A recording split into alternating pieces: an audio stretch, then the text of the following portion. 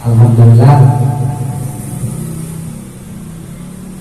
apa yang selalu kita harapkan dari semua apa yang kita lakukan adalah keberkahan.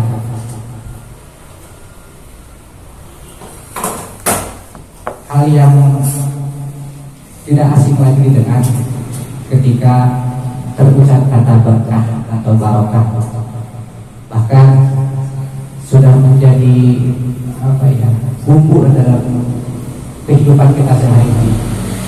Namun apa sih sebenarnya intisari atau makna dari berkah itu? Seringkali kita mendengar ada Jumat berkah atau semoga berkah, atau dalam doa barokahna Fatihah atau barokahna bacaan ayat suci Al-Quran. Apa sih berkah itu? Kalau istilah dari Jumat berkah mungkin itu halnya seperti kita yang menggunakan perdana eksis ya. Ada Jumat baik, Rabu. Jadi yang berkahnya itu bukan Jumatnya, bukan hari Jumatnya. Kalau istilah kata Jumat berkah itu mungkin entah siapa yang duluan, entah Rabu Rawit atau Jumat baik atau Jumat berkah. Kayaknya perdana eksis yang niru gitu. Ada Rabu Rawit, ada Jumat baik gitu. Jadi berkahnya itu bukan Jumatnya, tapi nilainya gitu. Ada satu keterangan yang mengatakan bahwa kita melakukan kebaikan apapun itu, dilakukan kebaikannya dalam hari Jumat, maka itu akan dipenuhi dengan keberkahan. Maka timbullah sampai saat ini adalah dengan kata-kata dengan istilah Jumat berkah. Makanya semua orang berbondong-bondong untuk melakukan kebaikan pada hari Jumat.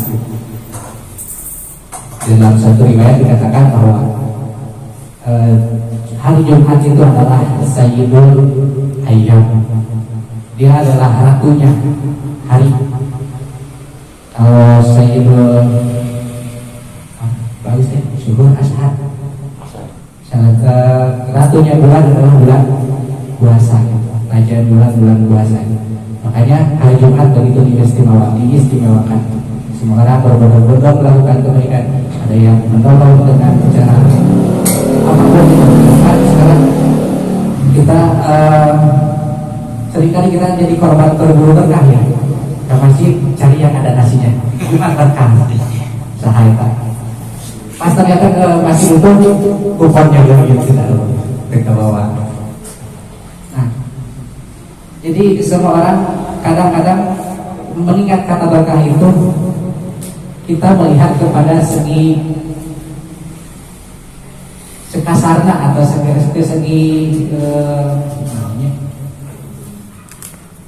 dohirna. Nah, keberkahan itu bukan nasi yang hanya membuat kita kenyang gitu. Kalau kita makan, misalkan kita Jumatan atau kemana gitu, pulangnya ada yang kasih makan, alhamdulillah ini berkah dari pikiran kata buatan kita mah bukan berkah tapi berkah sebel. Tapi intinya yang jadi berkahnya itu apa? Intisarinya atau khasiatnya kalau dalam umat itu.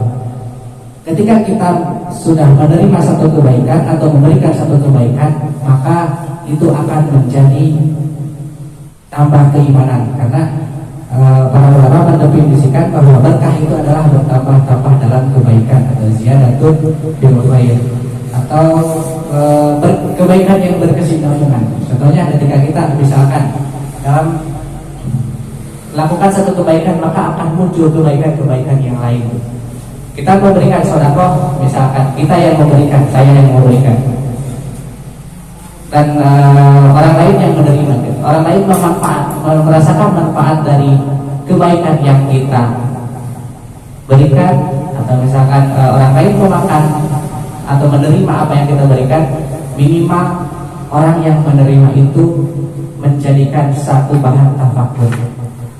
Oh iya, dia atau kan mereka meskipun dalam keadaan yang sangat sulit, tapi mereka bisa menyisihkan sebagian hartanya untuk bersedekah. dalam alhamdulillah saya hari ini bisa makan, bisa beribadah, bisa lagi berbuat baik, bisa beramal soleh yang lain gitu. Nah, itu satu contoh keberkahan mungkin yang bisa jadi satu nilai ibadah dari hasil pemberian orang lain, itu dari tafakur. Apabila saya nggak makan nasi hari ini, mungkin saya akan kelaparan. Itu tafakur. Satu contoh yang paling kecil dari menikmati pemberian orang lain adalah bersyukur, tafakur, alhamdulillah. Karena ada satu sesuatu kaul yang mengatakan bahwa tafakkar sa'atan afdalun min ibadati sittina salat. Tafakur 1 jam itu lebih baik daripada ibadah 60 tahun. Cuma 1 saat saja tafakur atau satu kali tafakur itu. Nah, dari berawal dari satu kebaikan antara si pemberi dan si penerima, maka muncul satu kebaikan tadi. Ketika kita menerima sedekah dari orang lain, kita jadi berpikir, oh berarti itu bisa juga betul. Lalu kita melakukan ulang yang disebut keberkahan. Para rekan-rekan sekalian yang saya hormati, berbicara tentang keberkahan, ada suatu amalan yang dituliskan dalam kitab Okudulujek. Ini adalah peristiwa ini objeknya menerangkan tentang bukan hanya sebatas keberkahan, menerangkan seorang objek, intinya menerangkan seorang wanita solehah atau istri solehah yang menikah dengan laki-laki yang kurang soleh. Dalam satu riwayat diriwayatkan bahwa ada sepasang suami istri yang istrinya itu sangat taat beribadah dan juga suaminya yang solehah atau bisa dikatakan bawah macam orang.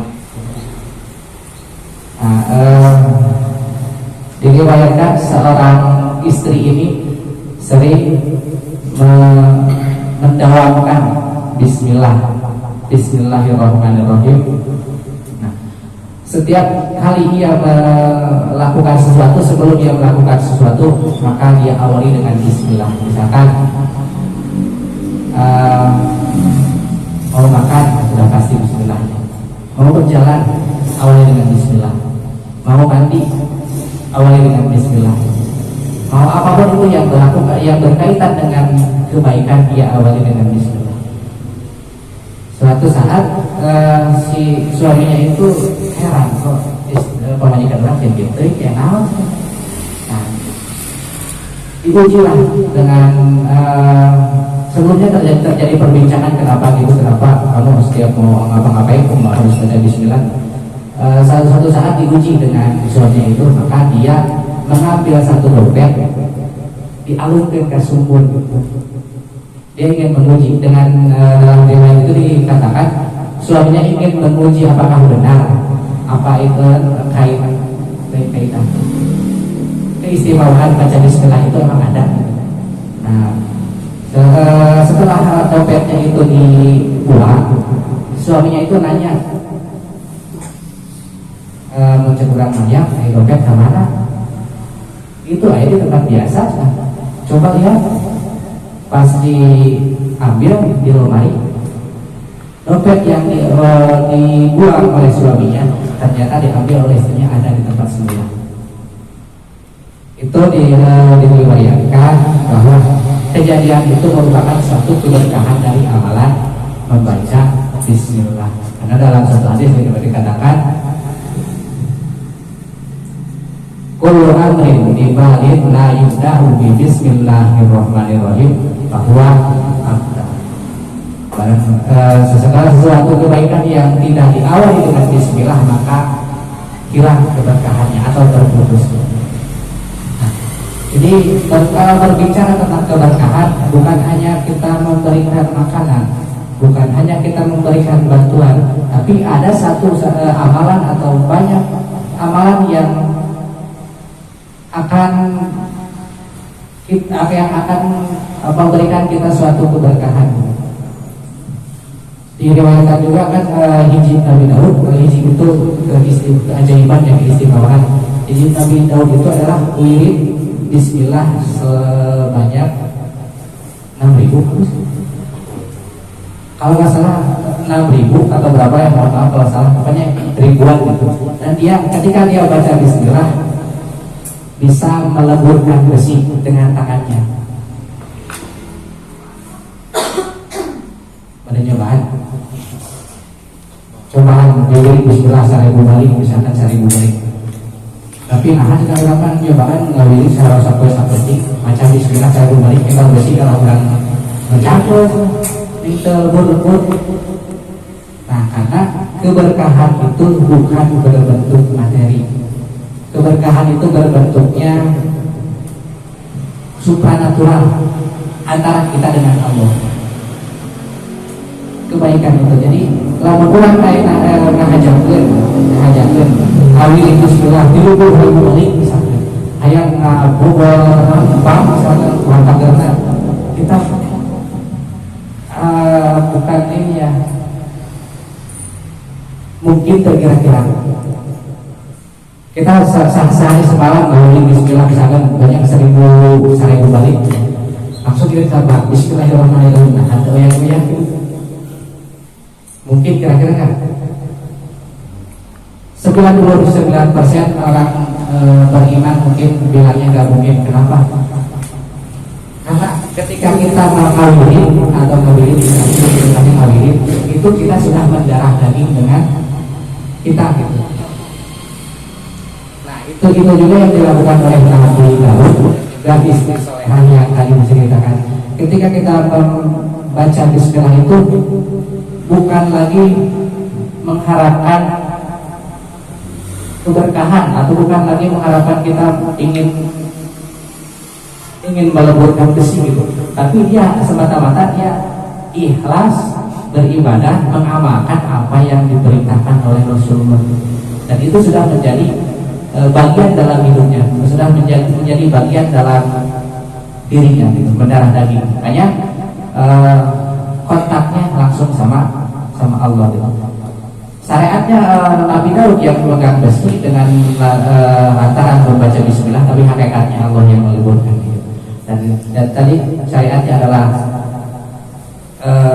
suaminya yang membuang dompetnya itu, tapi Allah yang menjadikan dompetnya itu ada di lemarinya. Entah itu siapa yang memindahkan, tapi ya saya katakan tadi bahwa keberkahannya itu adalah bersifat supranatural. Mungkin hanya itu yang bisa saya sampaikan.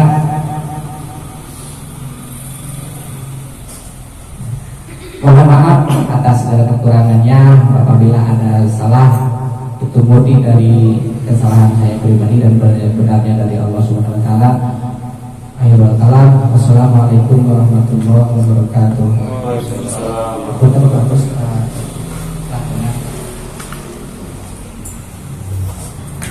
Alhamdulillah,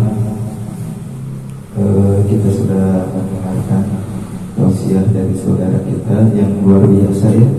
Ternyata keberkahan teh bukan semata-mata mengharapkan materi, tapi lebih dari itu gitu.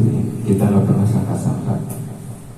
Nah, sebelum ditutup, kan ini ada request ya. Minta doa untuk kesehatan dan kelancaran istri Kang Husein yang lagi melahirkan. Nah, agar doanya lebih berkah, ini hukum materinya ngedoain.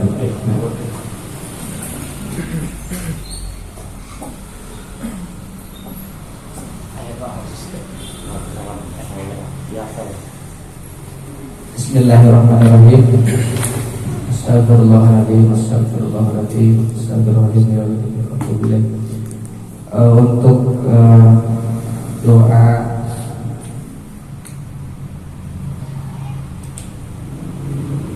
saya kurang tahu ada doa khusus atau enggak ya.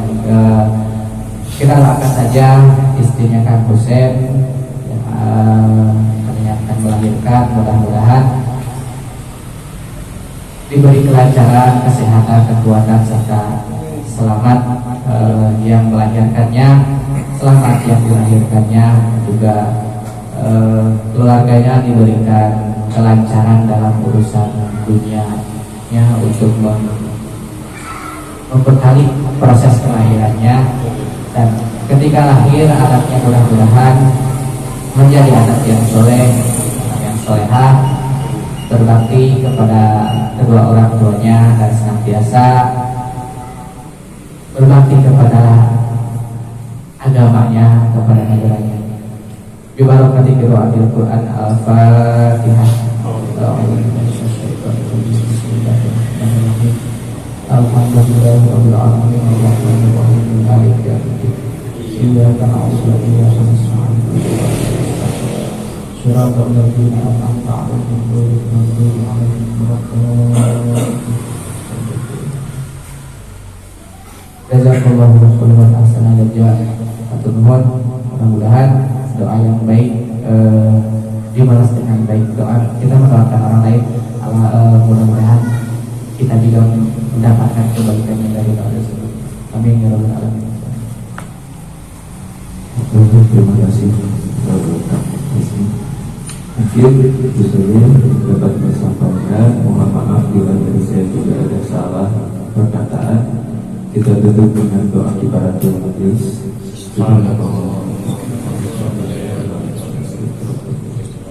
Wabillahi taufiq wal hidayah. Assalamualaikum warahmatullahi wabarakatuh.